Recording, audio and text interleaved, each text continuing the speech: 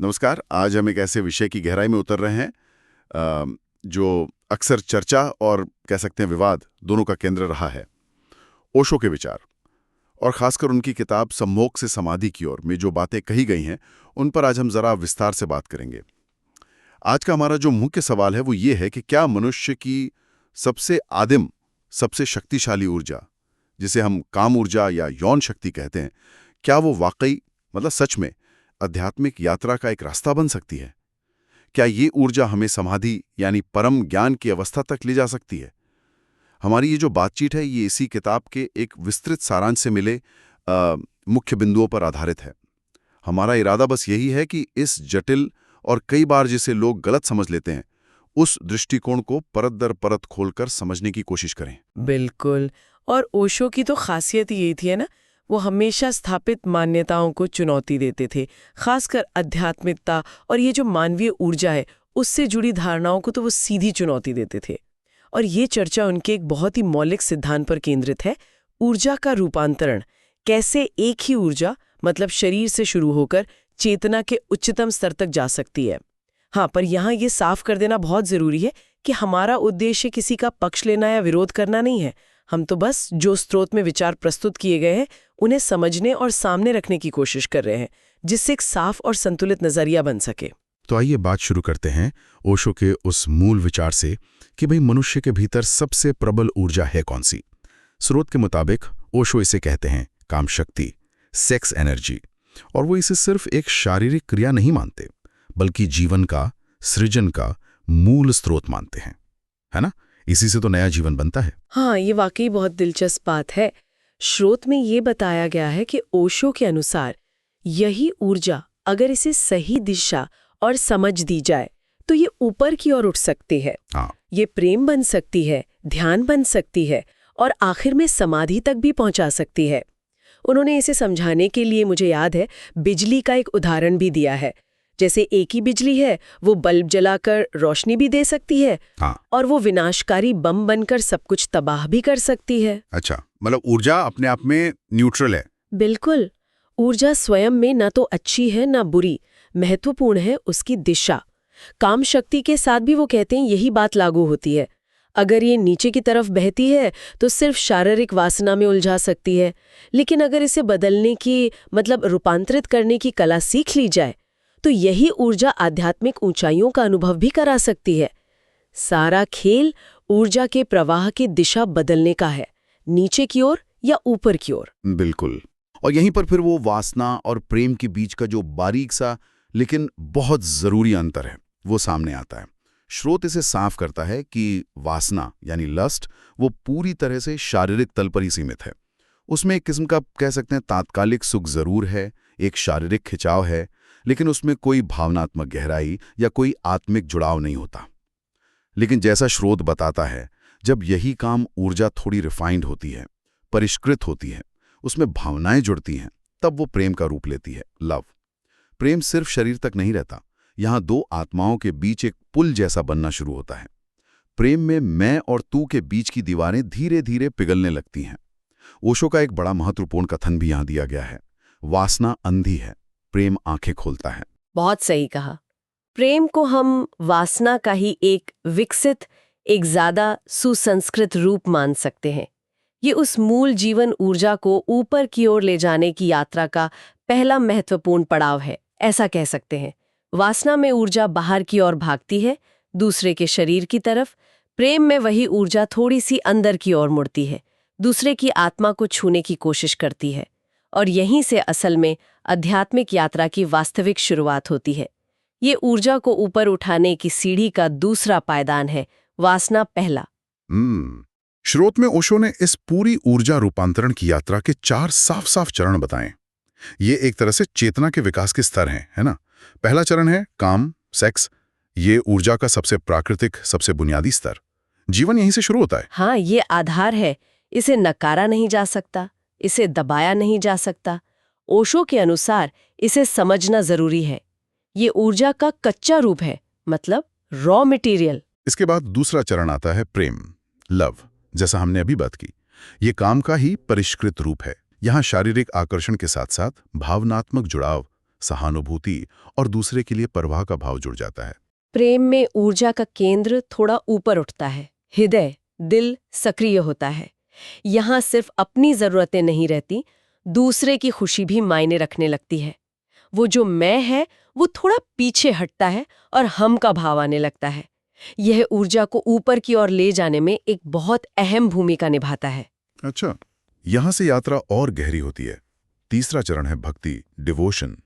स्रोत बताता है कि यह प्रेम का और भी सघन और भी ऊंचा रूप है। विस्तार होता है। प्रेम का केंद्र व्यक्ति से हटकर परमात्मा या कह लें ब्रह्मांडीय चेतना या किसी उच्च आदर्श पर चला जाता है। यहाँ समर्पण का भाव बहुत गहरा हो जाता है। मैं लगभग विलीन होने लगता है। प्रेम की ऊर्जा अब पूरी तरह से भीतर और ऊपर की ओर बहने लगती है। इसमें एक असीम आनंद और शांति का अनुभव होता है। और फिर आता है चौथा और अंतिम चरण, जिसे समाधि, एनलाइटनमेंट कहा गया है।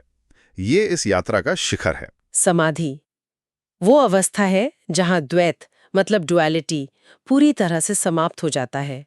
मैं और तू, भक्त और भगवान, आत्मा और परमात्मा, ये सारे भेद मिट जाते हैं। केवल शुद्ध चेतना, परम एकत्व शेष रहता है। यह परम शांति, परम आनंद और परम ज्ञान की स्थिति है। ऊर्जा अपने मूल स्रोत में वापस लौट जाती है, पूरी तरह रूपांतरित होकर। ये यात्रा तो स्पष्ट हो गई। काम से प्रेम, प्रेम से भक्ति और भक्ति से समाधि। लेकिन स्रोत में एक और बहुत ही अहम रोचक बात कही गई है। वो है संभोग के चरम क्षण और समाधि के बीच एक क्षणिक समानता। ये सुनने में थोड़ा चौंकाने वाला लग सकता है। हाँ, ये ओशो के सबसे विवादास्पद लेकिन महत्वपूर्ण विचारों में से एक गिना जाता है। स्रोत बताता है कि उनके अनुसार संभोग के चरम क्षण में, जिसे ऑर्गेज्म कहते हैं, कुछ पलों के लिए व्यक्ति का अहंकार, ईगो, पूरी तरह विलीन हो जाता है। उस क्षण में मैं का भाव नहीं रहता, समय का बोध खो जाता है, द्वैत मिट जाता है। यह अनुभव समाधि के अनुभव जैसा ही है, पर बहुत ही क्षणिक और ज्यादातर बेहोशी में होता है। अच्छा। ओशो इसे क्षणिक समाधि कहते हैं। ये समाधि नहीं है, पर उसकी एक झलक है, एक खिड़की है। समस्या ये है कि ये झलक बेहोशी में मिलती है, इसलिए हम इसे पहचान नहीं पाते और ये क्षण आते ही खो जाता है। साधक के लिए ये क्षणिक अनुभव एक दिशा सूचक बन सकता है, अगर इसे होशपूर्वक मतलब जागरूकता से देखा जाए। और यहीं पे फिर वो तंत्र और जागरूकता का महत्व सामने आता है ना? स्रोत में ओशो और तंत्र परंपरा के गहरे संबंध का भी उल्लेख है। तंत्र का मूल मंत्र ही यही है, दमन नहीं, रूपांतरण। ऊर्जा से लड़ो मत, भागो मत, बल्कि उसे पूरी जागरूकता, अवेयरनेस के साथ अनुभव करो, उसे समझो। तो क्या इसका मतलब यह है कि संभोग के उस क्षणिक अहंकार शून्य अनुभव को अगर पूरी जागरूकता, पूरे होश के साथ एक साक्षी भाव से देखा जाए तो वो समाधि का द्वार बन सकता है? क्या सिर्फ देखने का नजरिया बदलने से ही ऊर्जा की दिशा बदल सकती है? बिल्कुल, जागरूकता ही वो जादुई चाबी है जो इस पूरे रूपांतरण को संभव बनाती है।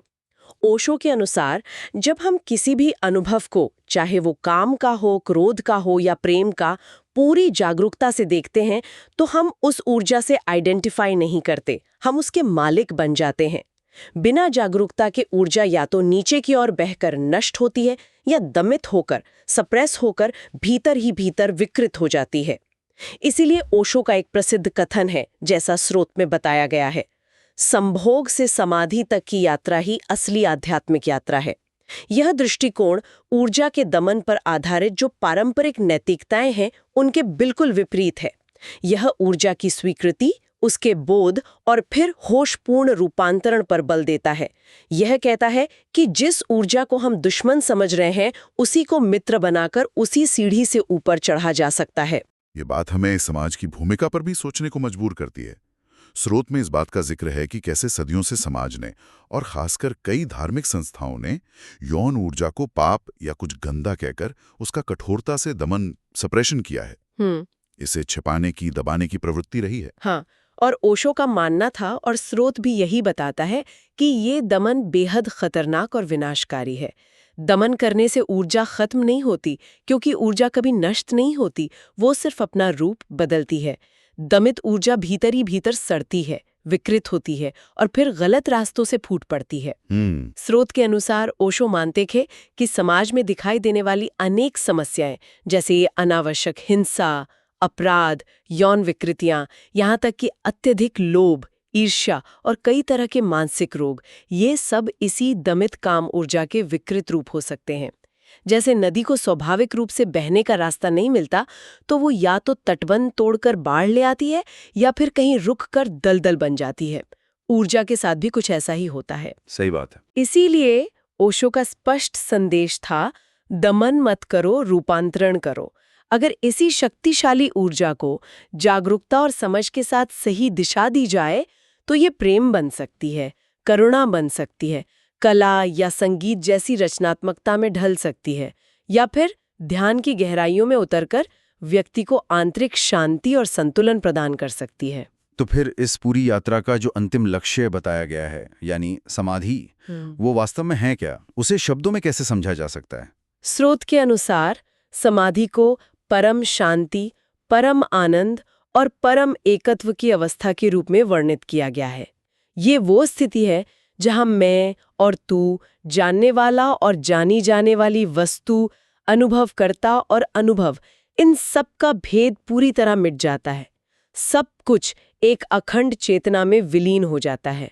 और यह अनुभव उस क्षणिक शारीरिक सुख से कैसे अलग है? क्योंकि लोग कंफ्यूज हो सकते हैं। हाँ, हो सकते हैं, लेकिन इनमें जमीन आसमान का अंतर है।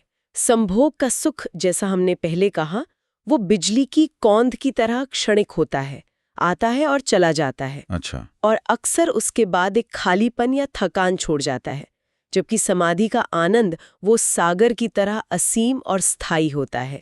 वो बाहरी परिस्थितियों पर निर्भर नहीं करता, वो भीतर का सहज स्वभाव बन जाता है। अच्छा। संभोग उस परम आनंद की एक बहुत छोटी धुंधली सी झलक भर दे सकता है, वो भी ज्यादातर बेहोशी में। समाधि उसी अनुभव का अनंत, जागरूक और स्थायी रूप है, जैसे कोई समुद्र की एक बूंद चखे और कोई पूरे समुद्र में ही उतर जाए। और इस क्षणिक झलक को स्थायी बनाने का मार्ग, जैसा कि ओशो बताते हैं और स्रोत में भी उल्लेख है, वो प्रेम, ध्यान और जागरूकता के लगातार अभ्यास से ही खुलता है। काम ऊर्जा प्रेम में ढलती है, प्रेम और गहरा होकर भक्ति बनता है, और भक्ति जब ध्यान की गहराई में उतरती है तो अंततः समाधि का फूल खिलता है। तो इस पूरी गहन पड़ताल का सार हम क्या निकाल सकते हैं?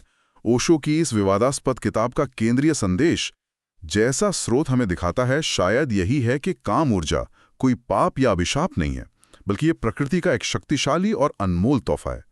इसे दबाने, इससे डरने या इसे अनदेखा करने के बजाय इससे समझने, स्वीकार करने और प्रेम तथा जागरूकता के साथ अनुभव करने की जरूरत है।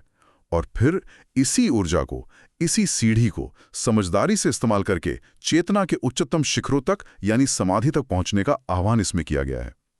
स्रोत में ओशो का एक और बहुत सुंदर कथन दिया गया है जो इस पूरी यात्रा को जैसे समेट देता है। जहां प्रेम है वहां ध्यान का बीज है, जहां ध्यान है वहां समाधि का फूल है। ये काम, प्रेम, ध्यान और समाधि के बीच के उस गहरे आंतरिक संबंध को उजागर करता है। हाँ, ये वाकई ऊर्जा और मानवीय चेतना के प्रति एक बहुत ही क्रांतिकारी और गहरा दृष्टिकोण प्रस्तुत करता है। ये हमें अपने भीतर मौजूद शक्तियों के प्रति एक नए नजरिए से देखने के लिए प्रेरित करता है, और ये आज के संदर्भ में मुझे लगता है और भी ज्यादा प्रासंगिक हो जाता है। जरा सोचिए, आज के इस भाग-दौड़ भरे तनावपूर्ण जीवन में हमारी ज्यादातर ऊर्जा चिंता, कंपटीशन, बाहरी सफलताओं की होड़ और ये जो डिजिटल विकर्षण है, इनमें ही खर्च हो जाती है। ऐसे में ये सोचने वाली बात है, क्या हम अपनी सबसे मूल जीवन ऊर्जा को बदलने की इस विशाल संभावना को पूरी तरह अनदेखा कर रहे हैं?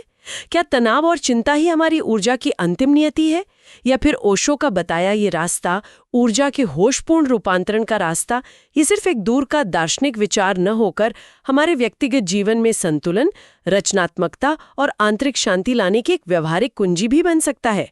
ये एक ऐसा सवाल है जिस पर शायद हर किसी को अपने भीतर झांकने की जरूरत है। बिल्कुल, और इसी विचारणीय प्रश्न के साथ हम ओशो के इन गहन और अक्सर चुनौतीपूर्ण विचारों पर आधारित इस चर्चा को यहीं विराम देते हैं। आशा है कि स्रोत सामग्री को यह विश्लेषण हमारे श्रोताओं के लिए ज्ञानवर्धक और विचारोत्तेजक रहा होगा और उन्हें इस विषय पर और गहराई से सोचने के लिए प्रेरित करेगा।